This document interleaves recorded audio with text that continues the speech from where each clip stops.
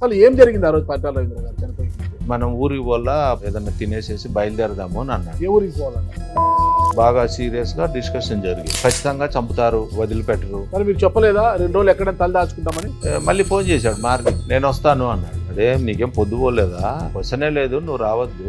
ఆ ఆలోచన చేస్తుండగానే కారు దిగేసి రోడ్డు మీద ఆఫీస్లోకి ఎంటర్ అయ్యాడు. పోదాం పోదాం పోదామని ఒత్తిడి చేస్తుంది. అనగానే 2 steps వేసేసి ఫైరింగ్ సౌండ్ వచ్చింది. అన్నయ్య వీపు అనుకుండేటు ఇట్లా తిరుక్కొని ఎదురుగుండా వచ్చింది. రైట్ సైడ్ బ్లడ్ వస్తాను. కొంతసేపు తర్వాత చూస్తే ఎవ్వరు లేరు, అంతా పారిపోయినారు. బ్లడ్ వస్తే అన్న అని పట్టుకోవడానికి పోతే వద్దు, ఇట్లా రావద్దు అని అన్నాడు. అన్నా కానీ నేను వినిపించుకోకుండా పోయి చేయి పట్టుకుంటాను, ఇట్లా కళ్ళు ఇట్లా అనుకుంటూ వాలిపోతుంది. యో గన్ మ్యాన్స్ అని గట్టిగా అరిశాను. అరిస్తే అతను 4 ఇట్లా కొరికి ఇట్లా వెపన్ పెట్టాను నాకు డైరెక్ట్.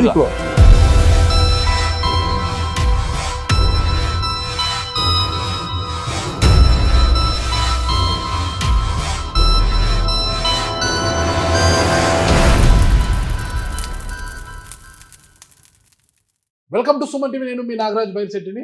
నమస్తే సుబ్రహ్మణ్య గారు. నమస్తే. మీ జీవిత జర్నీలో మిమ్మల్ని చాలా బాధ పెట్టిన సంఘటన కావచ్చు, మీరు మర్చిపోలేని సంఘటన ఏదైనా ఉందంటారా? రవి అన్న పరిటాల రవీంద్ర గారు చనిపోయింది. అసలు ఏం జరిగింది ఆ రోజు పరిటాల రవీంద్ర గారు చనిపోయే ముందు మనం ఊరికి వల్ల ఏదో తొందరగా ఏదన్నా తినేసేసి బయలుదేరదాము అని అన్నాడు. ఏ ఊరికి పోవాలన్నారు? వెంకటాపురం. ఇంట్లో నుంచి కారు బయటకు వచ్చిన వాళ్ళ నుంచి వెంకటాపురం ఊరు ఇల్లు వచ్చే వరకు కూడా ఇద్దరు బాగా సీరియస్ గా డిస్కషన్ జరిగింది. పరిస్థితి ఏంటంటే ఖచ్చితంగా చంపుతారు, వదిలిపెట్టరు. మరి మీరు చెప్పలేదా ఎక్కడ తల దాచుకుంటామని? అని చెప్పాడు. ఈవినింగ్ వరకు ఉన్న తర్వాత నెక్స్ట్ డే మండే మీటింగ్ ఉంది ఇక్కడ అనంతపురం జిల్లా మీటింగ్. సరే రేపు మీటింగ్ ఉంది కదా, నువ్వు వెళ్ళు, నేను రేపు వస్తాను అని అన్నాడు. నువ్వెందుకు వస్తున్నావు రేపు మీటింగ్ కి?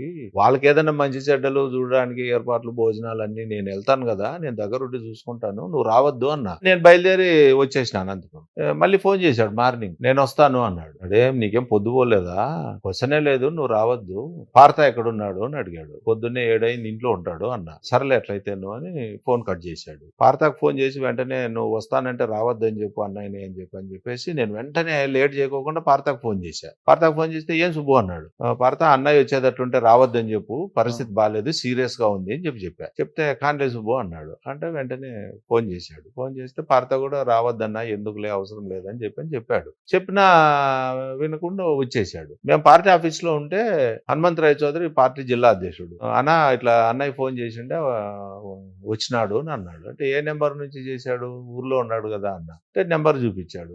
ఇది 9848079333 అని అన్నది నెంబర్ పడింది. ఏంట్రా ఊర్లో ఉంటే సెల్ రాదు కదా, ఆలోచన చేస్తుండగానే కారు దిగేసి రోడ్డు మీద ఆఫీస్లోకి ఎంటర్ అయ్యాడు.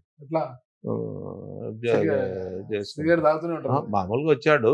10 నిమిషాలకు పోతానులే, ఏదో అర్జెంట్ ఏదో మాట్లాడేది పని ఉంది శోభాతోను, పోదామని ఒత్తిడి చేస్తుంది. సరే నేను ఇంటికి వెళ్తున్నాను అన్నాడు. మళ్ళీ ఇట్లా వెనక్కి చూసి సుబ్బు పద అన్నాడు. నీదే లేట్ పద అనగానే 2 steps వేసేసరికి ఫైరింగ్ సౌండ్ వచ్చింది.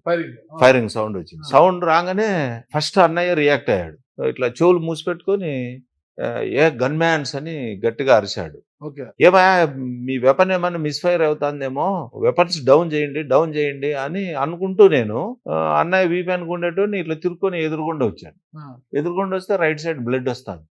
షాక్ అయ్యా. అప్పటికే వెనక నుంచి బుల్లెట్ దూరింది వీపులో, వెనకల నుంచి దూరింది. నేనున్నాను, నా వెనకే. మళ్ళా తెలిసింది ఏంటంటే భాష అని ఒక గన్ మ్యాన్ ఉండే అన్నయ్యకి. మళ్ళీ సిబిఐ ఎంక్వైరీ చేశారు కదా, ఎంక్వైరీలో తేలిండేది ఏంటంటే వెనకల వైపు నుంచి భాష అనే గన్ మ్యాన్ ఫస్ట్ ఫైరింగ్. ఆ తర్వాత ఎవరైతే బ్యాచ్ వచ్చిందో వాళ్ళు చుట్టుముట్టినారు. బ్లడ్ వస్తే అన్న అని పట్టుకోవడానికి పోతే వద్దు, ఇట్లా రావద్దు అని అన్నాడు. అన్నా కానీ నేను వినిపించుకోకుండా పోయి చేయి పట్టుకుంటాను, ఇట్లా కళ్ళు ఇట్లా అనుకుంటూ వాలిపోతున్నా. నేను కాల్ సపోర్ట్ వేసుకొని మెల్లగా బండల మీదకి ఇట్లా పడుకోబెడితే ఇట్లా బోల్ల పట్టుకొని ఇట్లా 2 చేతులు ఇట్లా వేసి తలెత్తి ఇట్లా చూసినప్పుడు ఎదురుగుండానే మేము ఆఫీసులో నుంచి బయటకు వచ్చినామే, ఆ డోర్ ఉంది, గ్రిల్, ఐరన్ గ్రిల్ ఉంది. ఆ డోర్ లో మొద్దుసీను నించొని ఇట్లా స్టెప్ వేసి ఫైర్ చేస్తున్నాడు. అప్పుడు సీనుని చూసిన, మొద్దుసీను అనేటు చూడడం ఫస్ట్ టైం. బాగా ఒక 6 feet హైట్ ఉన్నాడు, బాగా మంచి ఫిజిక్, వెపన్ పట్టుకొని ఫైర్ చేస్తున్నాడు. అన్నయ్య కింద పడిపోయినాడు. అప్పటికే చూసి ఇట్లా గన్ మ్యాన్స్ అని గట్టిగా అరిశాను. అరిస్తే అతను అని గట్టిగా అరిసి 4 ఇట్లా కొరికి ఇట్లా వెపన్ పెట్టాడు నాకు డైరెక్ట్ గా మీకేమనిపించింది? అయిపోయిందిరా కొట్టేశాడు వీడు, మిమ్మల్ని కూడా అయిపోయింది. కొట్టేసినాడు వీడు, అయిపోయిందిరా అన్నయ్యతో పాటు నేను ఇదే ఏమనిపించింది ఆ అని సమయంలో? వెపన్ అప్పుడు పెట్టినప్పుడు ఇంకేం స్కోప్ లేదు, ఇంకేం చేసేకి లేదు. కళ్ళు మూసుకొని కొంచెంసేపు పోయిన తర్వాత ఇట్లా కళ్ళు తెరిచి ఇట్లా చూస్తే వాడు పోతున్నాడు, ఇట్లా స్ట్రైట్ గా డోర్స్ ఉన్నాయి, రవి గారి మీద కాల్పులు జరిపేసి పోతున్నాడు. సెకండ్ రూమ్ లో పోతున్నాడు డోర్ దగ్గర, ఈ రైల్వే ట్రాక్ వైపు, రామ్నగర్ గేట్ వైపు, దగ్గర కదా రైల్వే ట్రాక్ పక్కనే ఆఫీస్ కి పోతున్నాడు ఒకడే. పరిగెత్తుకుంటూ అన్న దగ్గరకు వచ్చాడు. ఎలా ఉండింది సంఘటన అంతా? పట్టాల అంతా దాదాపు 400-500 మంది మీటింగ్ వచ్చారు. గందరగోళం, అరుపులు, కేకలు, స్మోక్ బాంబ్స్ వేసినారు బయట, ఎవరెవరికి కనిపించట్లే, అంతా పారిపోయినారు. కొంతసేపు తర్వాత చూస్తే ఎవ్వరు లేరు, చల్లా చెదురుగా చైర్లన్నీ పడిపోయినాయి, అన్నీ ఎల్లో చైర్స్. బ్యాచ్ రవి గారి వ్యక్తిగత గన్మెన్ ఒక్క గన్మ్యాన్ కూడా ఒక బుల్లెట్ కూడా ఫైర్ చేయలేదు. వచ్చేసరికి పట్టాల రవీంద్ర గారు చనిపోయారు. అప్పటి లోపల వదిన వచ్చింది, ఇంకా అందరూ వచ్చారు. ఎక్కడెక్కడ కాల్చారు?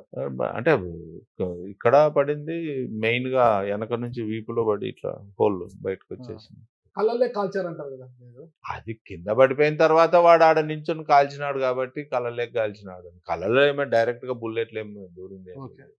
ఒకడే ఉన్నాను, ఏడుస్తున్నాను, అన్నని చూసుకుంటా, మమ్మల్ని వదిలేసి వెళ్ళిపోయినావు అని చెప్పి. వదిన, బాలాజీ అందరూ పరిగెత్తుకుంటూ వచ్చి కరుచుకొని ఏడుస్తున్నారు. ఓవరాల్ గా మీరు కూడా పట్టాల రవీంద్ర గారు చావు అంచుల వరకు వెళ్ళి అలా వెనక్కి వచ్చారు. అంతే, ఎప్పుడు అది గుర్తొస్తా ఉంటుంది.